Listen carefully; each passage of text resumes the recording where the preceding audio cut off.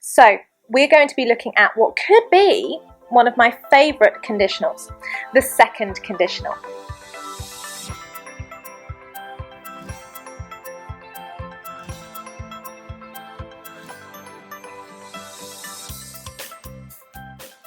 What do a crying best friend, Donald Trump, and a scary bear all have in common?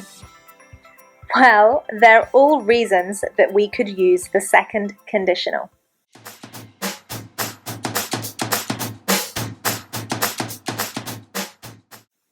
First, a scary bear. Well, a deadly bear. What would you do if you saw a bear? Let me give you 3 options. Now, would you A, run away very fast, B, climb a tree, or C, would you play dead? Now, if you chose A and B, then I'm very sorry, you're dead. If you see a bear, well, in this case, a brown bear, then you should play dead. That's the general advice that's given to help you survive. Now, are you likely to see a bear? Well, no, not really, unless you go hiking in the Canadian mountains. However, it could happen. It's just very unlikely. So this is a very good example of when we might use second conditional. Something is possible, but not probable. So it's extremely unlikely that you are going to be confronted by a bear. Now, Donald Trump. Let's not get into politics. The conditional is this. If I were president, I would... What would I do? If I were president, I would invest in education on YouTube. If I were president, I would make sure men and women were paid equally. If I were president, I would offer free cake to all my citizens. Okay, so this is a completely unrealistic, impossible situation in the present. I'm not going to be president.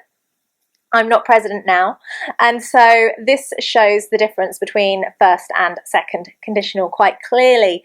It is, in many cases, an impossibility. I can't become president. Well, I definitely can't become president because I'm English. You have to be American to be an American president. Now, a crying friend. They might call you up. You might be sat over a cup of coffee, and they might say, "What should I do?" We often use second conditional. In fact, we frequently use second conditional to give advice. If I were you, I would dump your boyfriend. If I were you, I'd get a new job. If I were you, I'd go out and have fun. So this is second conditional, giving advice.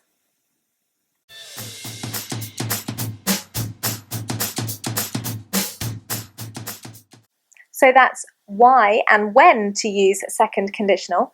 Now let's look at the structure. So, second conditional, a nice simple sentence. If I won the lottery, I'd go on holiday. I'd probably go on holiday for a year, but let's focus on the structure.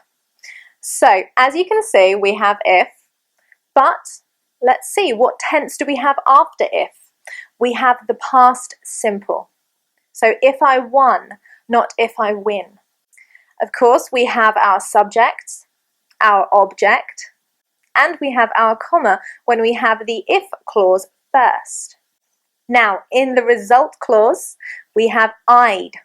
I'd go on holiday. What does D represent? Well, it's the contracted form of would. Would is the normal modal verb that we would use in second conditional.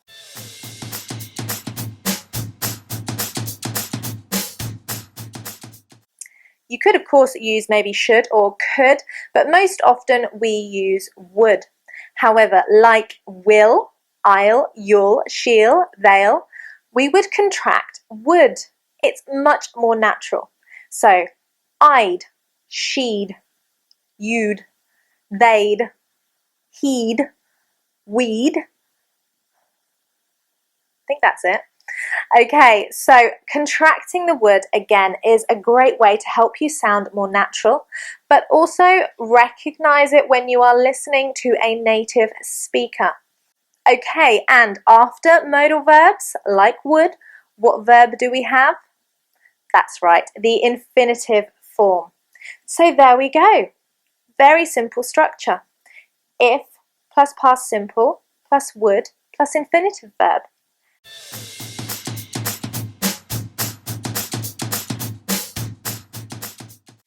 Now, some of you might want to ask me the question, why do we use I were, you were in a second conditional? Well, it's simply just the convention. It's often more formal, particularly in writing, so in formal emails, letters, and academic writing, but also it's generally how we say the second conditional, especially when you're giving advice. If I were you. To say if I was you, well, you can. It's grammatically, technically correct, but it's not the usual way that we would say second conditional. With I, you, she, and he. So don't get confused by that. It's only with the conditionals.